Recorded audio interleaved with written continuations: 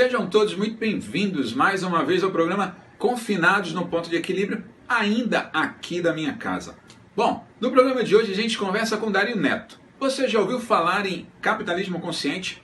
O Dario Neto ele é diretor-gerente do Instituto Capitalismo Consciente e ele vai falar um pouco para a gente no programa de hoje a respeito do Instituto, a respeito dos seus propósitos e como o Instituto está inserido nessa nossa nova realidade de mundo. A gente conversa também com o Luiz Roberto Malheiros. O Luiz Roberto é um daqueles brasileiros que estão fazendo sucesso pelo mundo afora, há algum tempo fora de Brasil. Ele está na Áustria, ele é sócio-diretor da La Carlis International e fala pra gente um pouquinho, conta um pouco da sua história, conta um pouco do que ele está fazendo lá na Áustria. A gente conversa também no programa de hoje com o advogado Kim Medeiros. O Kim ele é especialista em startups, em novas tecnologias e tem algumas dicas nesse novo mercado que surge, pujante nesse momento da economia nacional. E a gente conversa também com o Renato Mendes. O Renato ele é sócio da Orgânica, que é um fundo de investimento em startups. Você não pode perder o programa de hoje.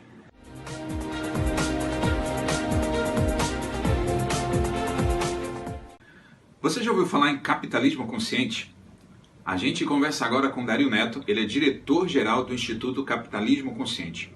Dario, muito obrigado pela sua participação comigo aqui no programa Ponto de Equilíbrio. Bom, fala um pouco dessa história pra gente, fala um pouco do Instituto, fala um pouco do que é o capitalismo consciente. E aproveitando a oportunidade, fala um pouco pra gente também como é que vocês estão vendo esse momento pós-pandemia, quais são as saídas, como é que a gente volta a movimentar o Brasil neste momento pós-pandemia. Fala pessoal, tudo bem? Oi Márcio, obrigado pelo convite de participar do Ponto de Equilíbrio nessa edição. Uma alegria poder falar sobre capitalismo consciente, sobre um novo jeito de investir e fazer negócios, e em especial nesse momento que a gente está vivendo no Brasil, no mundo. É um momento de grandes desafios, de muitas transições, mas um grande presente para a gente também como humanidade, para a gente parar para refletir, repensar a forma como a gente consome, investe, faz negócios.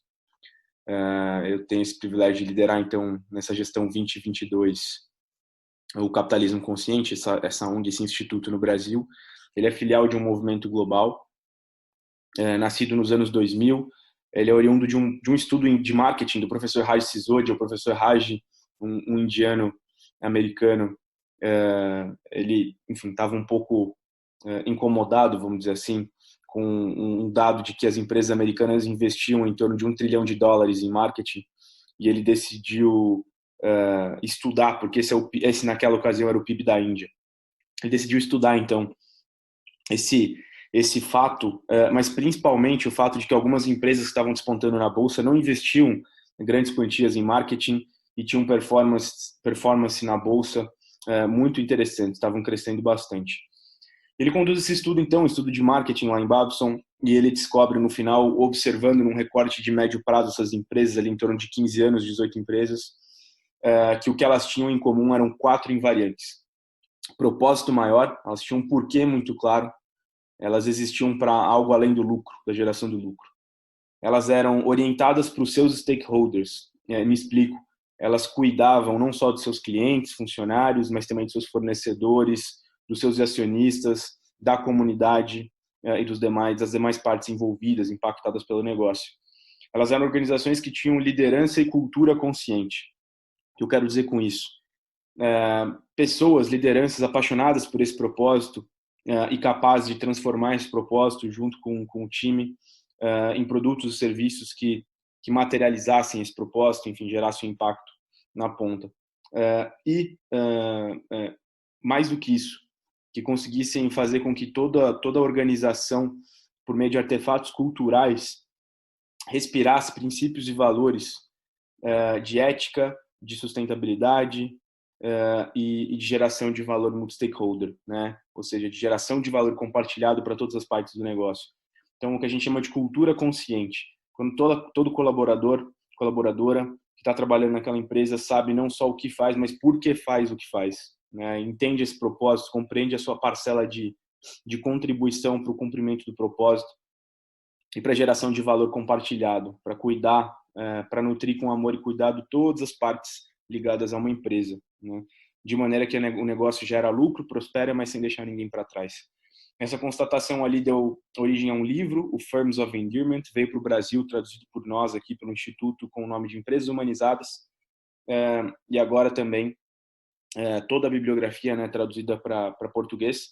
Logo em seguida é lançado o livro Capitalismo Consciente, né, o Conscious Capitalism, lá nos Estados Unidos, e é fundado esse movimento, muito porque o John Mackey, que é empreendedor do Whole Foods, aquela rede de supermercados muito orientada para as comunidades, que atua com os orgânicos, ele, enfim, entrou em contato com o Raj, olhou para esse estudo, para esse trabalho do Raj, se identificou muito e trouxe esse lado do empresário, do empreendedor, né? Então, a academia, a ciência ali se juntando com o empresário, com o empreendedor, para trazer uma nova tese, uma nova abordagem para os negócios, né? E eles fundaram esse movimento, ele se alastrou muito rápido pelo mundo, e eu sempre digo que ele se alastrou rápido pelo mundo e ele tem se perpetuado nos últimos 15 anos, muito porque o Raj não só descobriu esses invariantes, os pilares, como também ele percebeu que a performance do preço das ações dessas empresas no longo prazo, se comparada com as 500 maiores empresas americanas, né, da S&P 500, elas chegavam a performar 1.600% mais, né, o preço das ações. Ou seja, né, a conclusão é relativamente simples, né? O melhor jeito de se dar bem, entre aspas, é fazendo bem. O melhor jeito de prosperar no longo prazo e ter perpetuidade econômica, gerando impacto socioambiental positivo, é cuidando dos stakeholders, é não deixando ninguém para trás. E claro que isso custa mais, dá mais trabalho no curto prazo, né? É mais fácil, muitas vezes, você privilegiar só o acionista, só o lucro, em detrimento das demais partes. Mas isso não traz perenidade para o negócio, não traz resiliência, né? Uma coisa muito especial que a gente está testemunhando agora na pandemia é que muitos dos fundos, a maior parte dos fundos e índices ESG, né, o famoso ESG que está se popularizando nesse momento da pandemia, né, alinhamento com critérios sociais, ambientais e de governança, transparência na governança, os índices e fundos ESG eles estão performando quase que em sua totalidade, a maioria deles de maneira superior, né, com resultados superiores se comparado com seus equivalentes. É interessante porque lá na crise do subprime, 2007, nos Estados Unidos, o Raj testemunhou exatamente isso.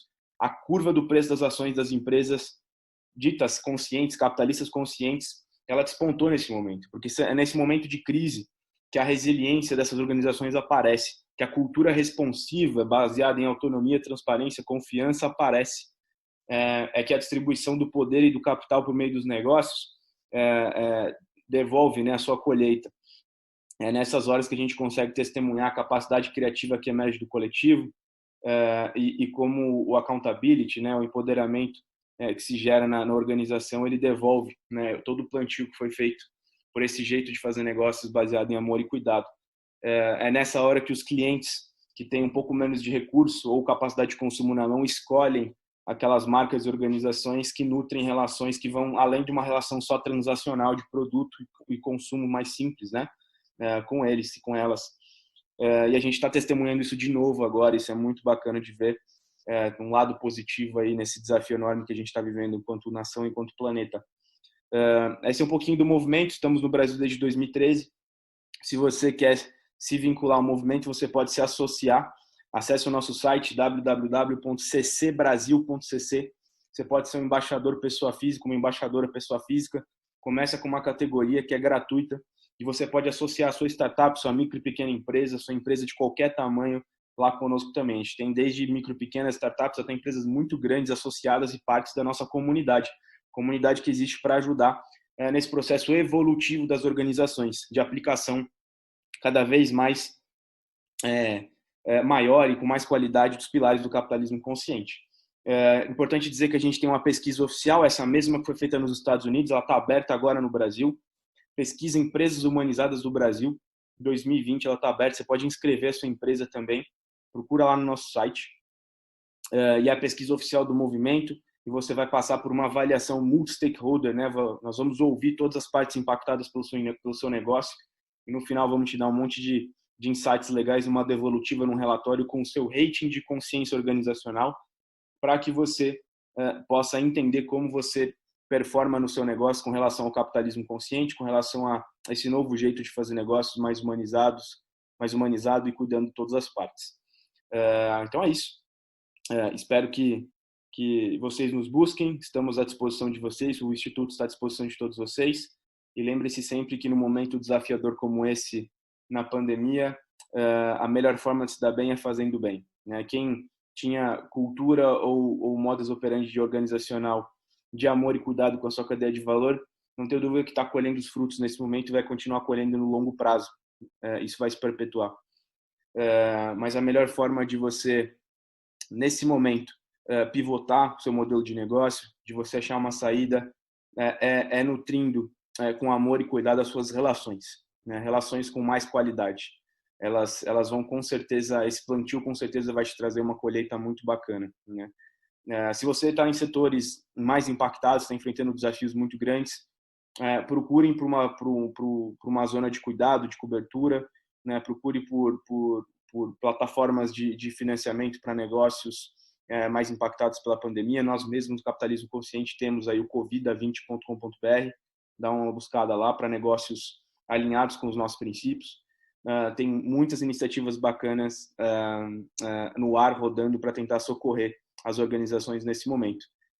Mas se lembre de que daqui para frente, e enfim, sempre o melhor jeito de prosperar e gerar prosperidade social, ambiental, econômica, coletiva é sem deixar ninguém para trás, é cuidando de todas as partes, tá bom? Valeu, Márcio, valeu, pessoal, espero que a gente se encontre em algum momento. Um abraço.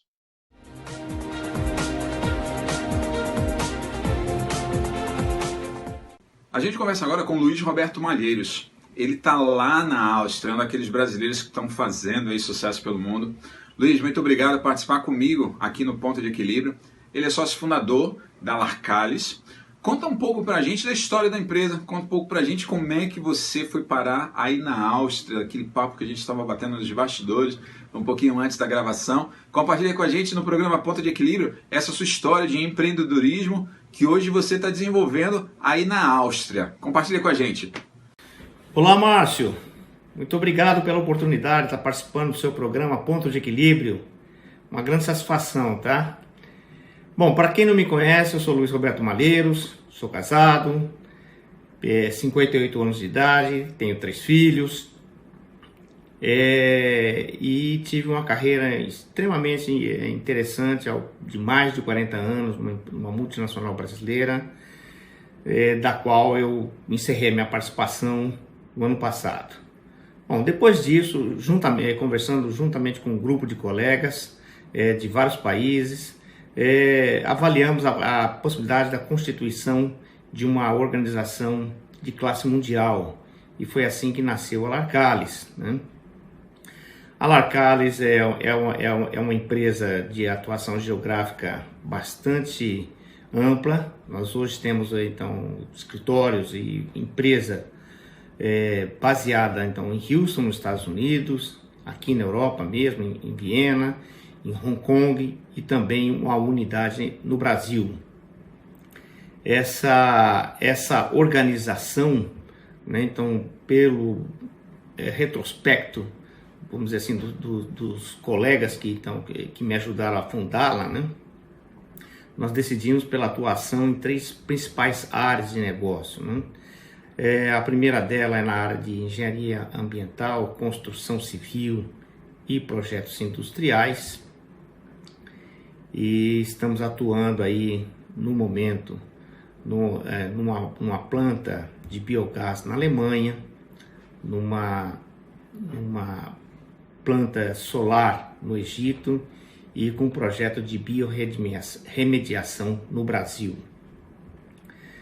Outra área de negócios que estamos atuando é na área de trading e de commodity, notadamente principalmente a partir do Brasil, na área de grãos, soja, milho,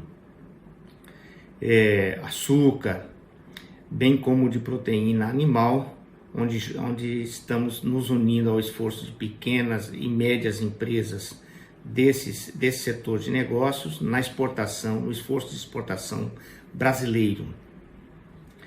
Finalmente, a nossa outra grande área de atuação é na área de óleo e gás, onde a gente vem prestando serviço de consultoria no downstream, upstream, também para projetos na área de petroquímico, refinarias e pipelines. Tudo isso, essa grande gama de serviços que a gente pode oferecer, vem principalmente da capacidade empresarial do nosso grande grupo de técnicos, de engenheiros. São oriundos de 8 diferentes nacionalidades. Isso nos dá uma perspectiva de viver então num ambiente de trabalho extremamente interessante, com diferenças étnicas, culturais, de vida desses diferentes países, e isso agrega valor para nós internamente e para os nossos clientes.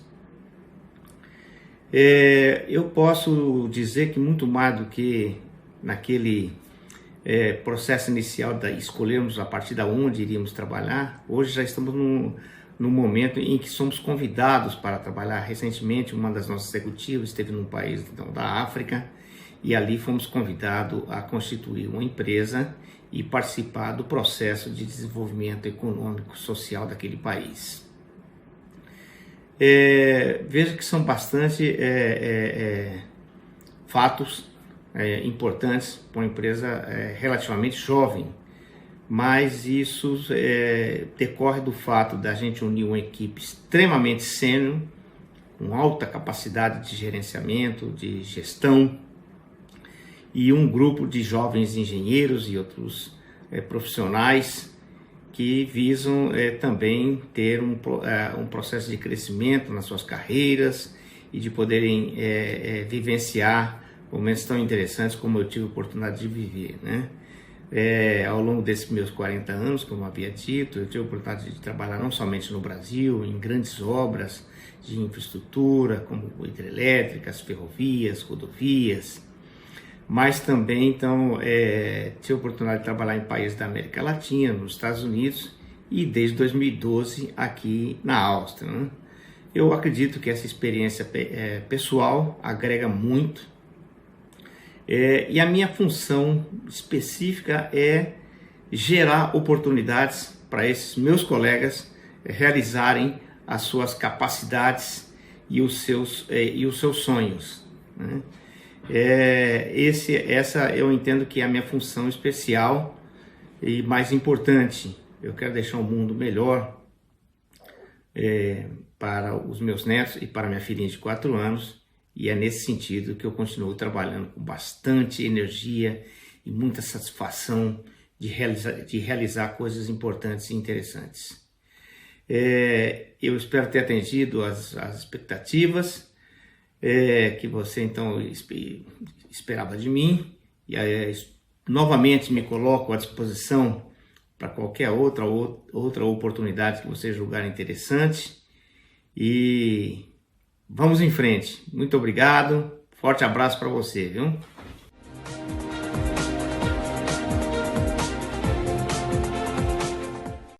A gente começa agora com o Kim Ferreira de Mello. O Kim, ele é advogado e especialista nessa parte de startup, novas tecnologias, nesse momento novo que a gente está vivendo. Kim, muito obrigado por participar comigo aqui do programa Ponto de Equilíbrio. Fala um pouco para a gente de casa, olhando tanto o ponto de vista do investidor, como o ponto de vista daquela turma que montou uma startup, que está precisando de uma grana para dar uma acelerada no negócio, para crescer um pouco mais. Dentro da sua visão, dentro do que a gente tem de mais moderno hoje no ramo do direito, quais são os melhores instrumentos de investimento para as startups? Fala, Márcio, eu agradeço demais o convite. É sempre bom participar do programa Ponto de Equilíbrio, trazer aí informação de qualidade para o público.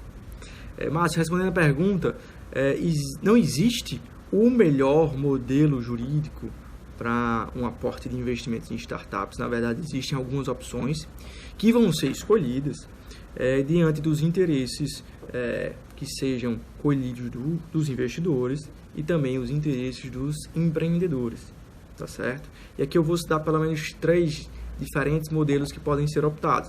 O primeiro, que é o mais comum, que é a aquisição secundária de cotas ou ações, que é aquela simples operação em que o investidor adquire parte do negócio, tá certo? Injetando capital na startup, por exemplo. E aí, esse investidor, ele tendo uma parte do capital, ele vai ter ali poderes políticos de tomada de decisões para a condução do negócio, certo? A depender da sua porcentagem. Contudo, é muito comum a utilização de um mútuo conversível em cotas, que aí seria um segundo modelo, que na verdade é um empréstimo, certo? Em que o investidor realiza para a startup e nesse primeiro momento o investidor ele não tem qualquer participação da empresa. Então o contrato ele começa sendo mútuo e a depender do momento, da condição implementada no contrato, esse mútuo é convertido em participação. E aí sim esse investidor entra na startup. Geralmente ali condicionado a um faturamento, a um desempenho ou a alguma performance do negócio, tá certo? Para que esse empréstimo seja convertido. Caso não haja conversão, o empréstimo será liquidado na forma do contrato, certo? E um terceiro ainda, opção, poderia ser a sociedade em conta de participação, que já foi chamada há uns tempos atrás de sociedade oculta ou sócio oculto, que a figura jurídica é a seguinte: o sócio participante ou investidor aplica capital em uma atividade empresarial em troca de um retorno da lucratividade daquela empresa, certo? A diferença entre os dois modelos que eu citei é a seguinte, que o investidor ele não vai ter nenhum tipo de ingerência e de tomada de decisões no negócio que está sendo investido. Ele apenas tem o direito de fiscalizar e de prestar e tomar as contas da empresa para acompanhar o bom desempenho da empresa, certo? Enquanto o investido, que seria a empresa, recebe o capital e aplica conforme o contrato de participação, o contrato de sociedade em conta de participação. Beleza, Márcio? A gente poderia aí se estender em outros formatos jurídicos um pouco mais complexos, a depender de incorporação, fusão, cisão com incorporação. Contudo, no cenário de startup, esses três podem ser ditos que são os mais comuns em ser utilizados. Beleza, Márcio? Forte abraço, valeu!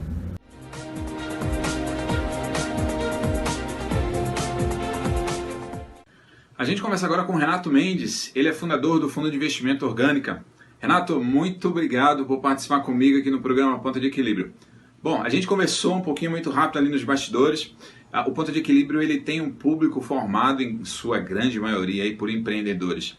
Fala um pouquinho a respeito do fundo, fala um pouquinho a respeito do que vocês buscam, como é que você está vendo esse mercado, né? O Nordeste, as startups do Nordeste, as operações do Nordeste estão no olhar de vocês? Conta um pouco pra gente dessa história. Fala, meu amigo. Primeiramente, muito obrigado pelo convite para estar aqui com vocês. Queria dizer que é uma honra participar do teu programa e principalmente podendo falar de investimento, de empreendedorismo, que são as minhas paixões, né? Então, acho que o primeiro ponto que eu queria dividir contigo é que esse mercado está em franca expansão no Brasil, né? Antigamente, um dos maiores desafios para quem queria começar um negócio, para quem queria empreender, era ter acesso a capital. E agora, pouco a pouco, eu acho que esse setor está amadurecendo e os empreendedores estão tendo cada vez mais alternativas de acessar capital, acessar dinheiro para colocar as suas ideias em prática, né? O que a gente montou lá no Orgânica 1043, que é um fundo que investe em startups early stage. O que isso quer dizer, né? A gente investe em startups que estão bem no comecinho da sua trajetória, né? Elas já deixaram de ser uma ideia, elas não estão ainda, elas já deixaram, né? Já saíram do PowerPoint, do bloquinho de notas ali, elas já estão rodando, mas elas estão no começo da sua trajetória, né? Eu diria que elas estão no segundo passo da sua trajetória, no momento que elas estão começando a se preparar e se estruturar para crescer. Então, o que a gente diz é que elas já encontraram o teu público-alvo, elas já sabem que aquela ideia funciona, porque elas já monetizaram, já começaram a vender, mas o que a gente faz é emprestar dinheiro, né? É aportar recurso para ajudá-las nesse momento, que é um dos momentos mais desafiadores da jornada do empreendedor, né? Uma das premissas mais importantes que a gente desenhou na tese do fundo é de que a gente jamais aporta somente capital, né? Toda vez que a gente coloca dinheiro, a gente coloca também horas de trabalho do nosso time nessas empresas. E eu acho que esse é o principal diferencial do nosso projeto, né? Como a gente tem bastante know-how em escalar startups, a gente consegue ajudar bastante esses empreendedores, né? A nossa leitura é que nesse momento da vida deles, nesse momento da maturidade da companhia, eles precisam de muito mais do que dinheiro. Eles precisam de transferência de conhecimento. Eles precisam de conselho de pessoas que já viveram aquilo na prática e estão repetindo aquilo numa outra empresa. Então, o grande valor que a Orgânica 1043 aporta para essas startups early stage é o conhecimento prático, é colocar a mão na massa, né? Eu digo que a gente está mais na trincheira, a gente está do lado do empreendedor, tentando ser o melhor amigo dele nessa jornada tão desafiadora que é empreender. Quando você me pergunta, né, que tipo de empresa que a gente está olhando, que tipo de setor, isso é um pouco do que a gente chama da tese de investimento do fundo. Como eu já te falei, em termos de maturidade, a gente está no early stage, então as startups que já saíram do papel, mas que ainda não receberam, por exemplo, um Series A, né, a gente entra no que a gente chama de seed money, né, cheques ali em torno de 500 mil reais, para uma participação ali em torno de 10%. Mas, de novo, a gente nunca entra só com dinheiro, é sempre dinheiro e trabalho. E a gente consegue também ver o custo desse trabalho e fazer uma troca desse trabalho de consultoria também por equity. Então, essa é a nossa forma de agir, a nossa forma de pensar. O fundo tem hoje 6 investidas dos setores mais variados, o que já me permite te contar que a gente é agnóstico em relação ao setor, né? A gente não tem foco num setor específico. Então a gente tem hoje das 6, 2 são fintechs, então são do setor financeiro, a gente tem uma na área de varejo, a gente tem outra na área de RH, a gente tem uma outra aqui na área de varejo e a gente tem uma do setor agro. Então, como você pode ver, a gente está mais focado em bons empreendedores, né, em bons projetos, do que foco num setor específico. Então, falei da maturidade, falei um pouco do setor. A gente gosta muito de B2B, a gente investe também em B2C, a gente gosta muito de B2B e a gente procura bons empreendedores, né, boas empreendedoras. A gente tem, inclusive, uma das empresas liderada por uma mulher.